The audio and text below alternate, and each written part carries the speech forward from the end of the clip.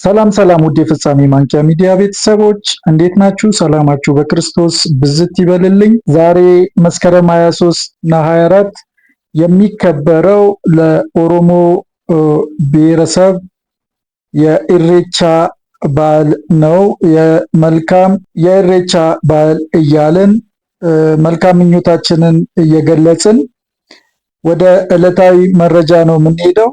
በዚህ ሚዲያ ላይ የሚለቀቁ ማንኛውም መረጃዎች ቀድሞ እንዲደርሳችሁ ቪዲዮውን ሰብስክራይብ፣ ላይክ፣ ሼር በማድረግ እስከ መጨረሻው እንድትከታተሉን እያሳሰብኩኝ በሁለት ዋና ዋና መረጃዎች መጥቻለሁ። የመጀመሪያው እንግዲህ ኤፍራጥስ ደርቆ ከኤፍራጥስ ስር እነዛ አራቱ የጥፋት መላእክት ታስረው እንደተገኙ መረጃዎች ወጥተዋል። ሌላው ደግሞ ታቦተ ጽዮን እዛው በቤተ መቅደሱ ወይም ደግሞ በአላስካ መስጊድ ባለበት በዛው ስር ተገኘ የሚል መረጃ ወጥቷል። እንግዲህ እነዚህን የተወሰነ ማብራሪያ ሰጣችኋለሁ። በዚህ ላይ አብራችሁን እንድትቆዩ ጋብዛችኋለሁ። እንግዲህ ወደ መጀመሪያው መረጃ ሲሄድ ኤፍራጥስ ስር የታሰሩ ታላላቅ መላእክት ተገኙ። በታላላቅ ሰንሰለት ታስረው እንግዲህ ቪዲዮ ላይ እንደምትመለከቱት በታላላቅ ሰንሰለት የታሰሩ ግዙፋን አራት መላእክት እንደተገኙ መረጃዎች እያወጡ ነው። እነዚህ እንግዲህ በዛው አገር የዛው አካባቢ ሰዎች የኤፍራጥስ ወንዝ መድረቁን ተከትሎ ወደ ዋሻው በሚሰማው ድምፅ በመግባት እንግዲህ እነዚህ ተመራማሪዎች ገብተው ቪዲዮ እንደቀረጹ ነው እየተነገረ ያለው። በጣም አስደንጋጭ በሆነ መልኩ እንደዚህ ቪዲዮ ላይ እንደምትመለከቱት የታሰሩ መላእክት አግኝተዋል። እንግዲህ አሁን ምንድነው የሚሆነው ዓለማችን ላይ? መጽሐፍ ቅዱስስ በዚህ ጉዳይ ምን አለው ብትሉኝ በዚህ በራዕየ ዮሐንስ ምዕራፍ 16 ከቁጥር 12 ላይ እንደዚህ የሚል ቃል አለ። ስድስተኛውም ጽዋውን በታላቁ ወንዝ በኤፍራጥስ ላይ አፈሰሰ፣ ከፀሐይ መውጫ ለሚመጡ ነገስታት መንገድ እንዲሰናዳላቸው ውሃው ደረቀ ይላል። እንግዲህ ኤፍራጥስ እንግዲህ በኢራቅ አካባቢ እንደሚገኝ የታወቀ ነው። ከኤፍራጥስ መድረቅ ጋር ተያይዞ ለዘመናት ሲጠበቅ የነበረ አንድ አስደንጋጭ ነገር እንግዲህ አሁን ታይቷል።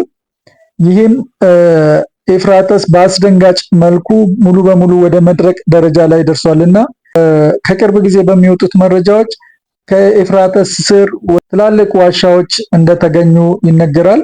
በዚህ ትላልቅ ዋሻዎች ስር ደግሞ እጅግ ሰቅጣጭ የሆነ ድምፅ፣ የሚጮህ ድምፅ እንዳለ ብዙዎች ሲናገሩ ነበርና አሁን ይሄ ነገር ወዴት ነው የሚወስደው? አሁን እንግዲህ ከምስራቅ የሚመጡት ነገስታት የተባሉት እነ ቻይና እነ ሩሲያ ናቸው።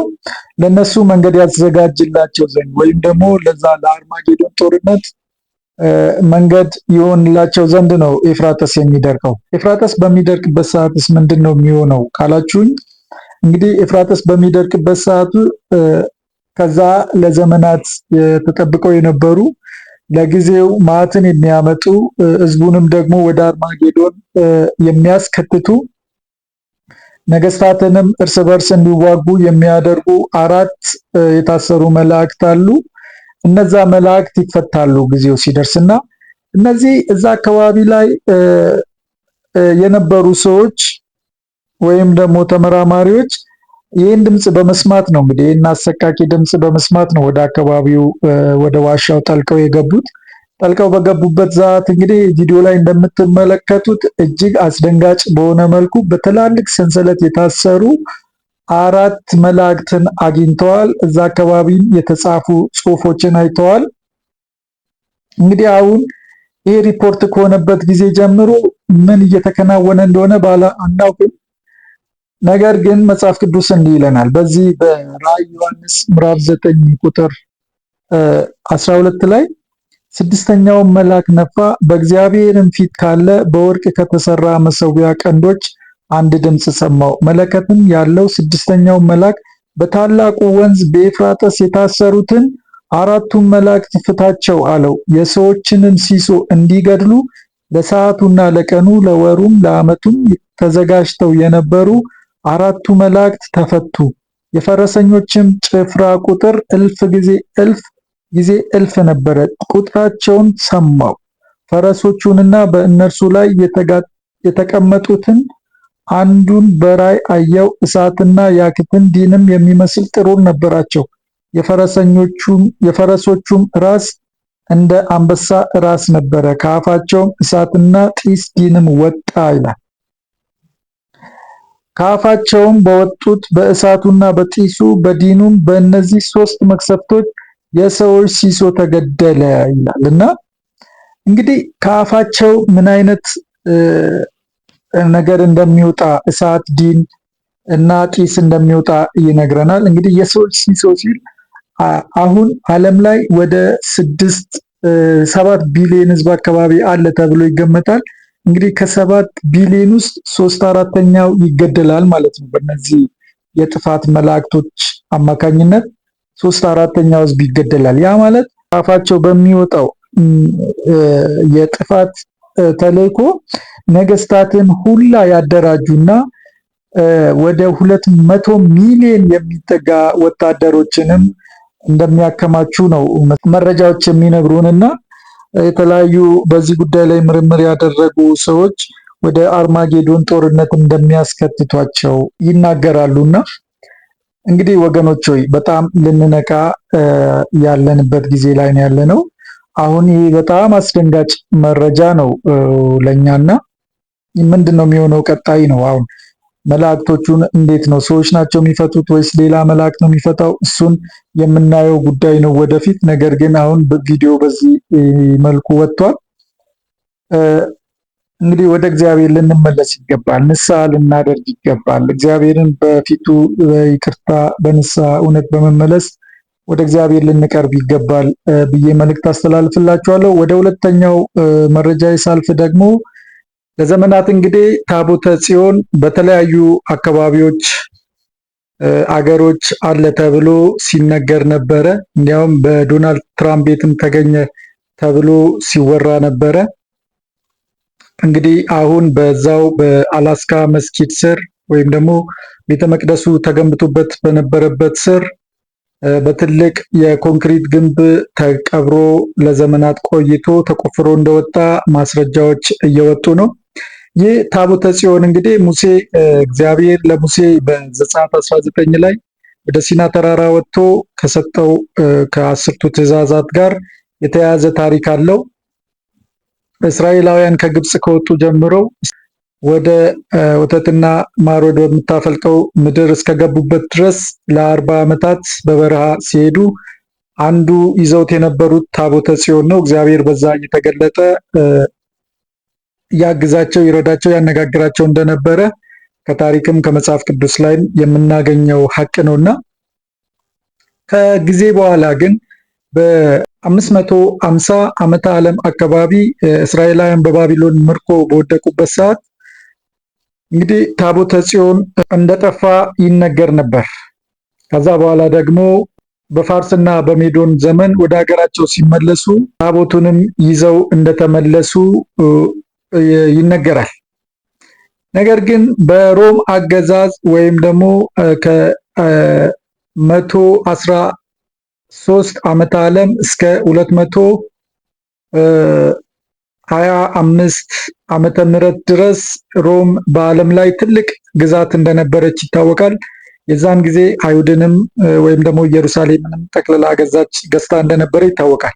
በ70 ዓመተ ምህረት ግን በጀነራል ቲቶ አባት አማካኝነት እስራኤል እንደፈረሰች፣ ቤተ መቅደሱም እንደፈረሰ፣ ታቦተ ጽዮንም እንደጠፋች ይነገራልና ለብዙ ዘመናት አንዴ በእንግሊዝ ነው፣ አንዴ በጀርመን ነው፣ አንዴ ደግሞ በኢትዮጵያ አክሱም ጽዮን ማርያም አለ ተብሎ ለዘመናት ብዙ መላምቶች ሲሰጡበት ጥናትም ሲደረግበት የነበረ ጉዳይ ነው።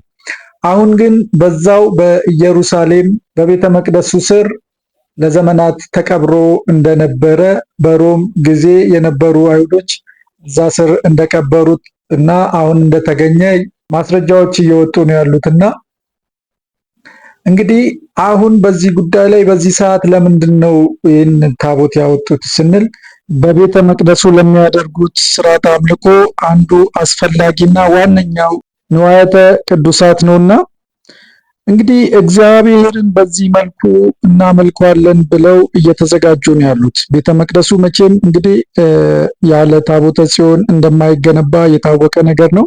ኦሪት ዘሌዋውያን የማንጻት ስርዓት መሰረት እንግዲህ ያቺን ቀይ ጊደር እንደ አቃጠሉ እና አመዱንም በሚስጥር እያንዳንዱ ሰው እንዳካፈሉት መረጃዎች እየወጣ ነው ያለው። የማንጻት ስርዓቱንም እንዳደረጉ አሁን ምንድን ነው የሚቀረው? ቤተ መቅደሱን መገንባትና ወደ አምልኮ ስርዓቱ መግባት፣ ሐሰተኛውንም መሲህ ወደ ማንገስ ነው እየሄዱ ያሉትና ወገኖች ሆይ አሁን ዓለማችን ወዴት እየሄደች እንዳለ እስራኤል አካባቢ የሚደረገውም ነገር ለምን እንደሆነ ግልጽ ይሆንላችሁ ይመስለኛልና ልትነቁ ይገባል። ብዙ ጊዜ በተለያየ መንገድ ብዙዎች እየጮሁ ነው ያሉት፣ እኔም እየጮህኩ ነው ያለሁትና እንድንመለስ ነው ወገኖቼ። ምንም እንጂ ሌላ ዓላማ ሌላ አጀንዳ ኑሮን አይደለም። እንድንመለስ ወደ እግዚአብሔር እንድንቀርብ በህይወት እንድንኖር ከሚመጣው የጥፋት ዘመን እንድንድን ነውና ልትመለሱ ልትድኑ ከጥፋትም ልታመልጡ ይገባችኋል። ነገሮች ሁሉ ተጠናቀዋል። አሁን ጌታችን ኢየሱስ ክርስቶስ የሚገለጥበት የሚመጣበት ወቅት ነው። ከዚህ በኋላ የሚጠበቀው ያ ነውና የሚቀረው ትንቢት ምንም ነገር የለም። ጌታችን ኢየሱስ ክርስቶስ እንደተናገረው መምጣት ብቻ ነው የቀረው። ከዛ በፊት ግን ንጥቀት ሊሆን ስለሚችል ክርስቲያኖች ከምንጊዜውም በላይ ተዘጋጅታችሁ በንስሐ ራሳችሁን ታጥባችሁ እንድትገኙ ነው።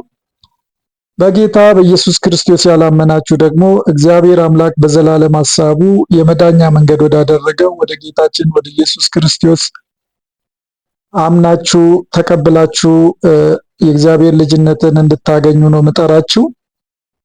እንግዲህ ያለው መረጃ ይህንን ይመስላል።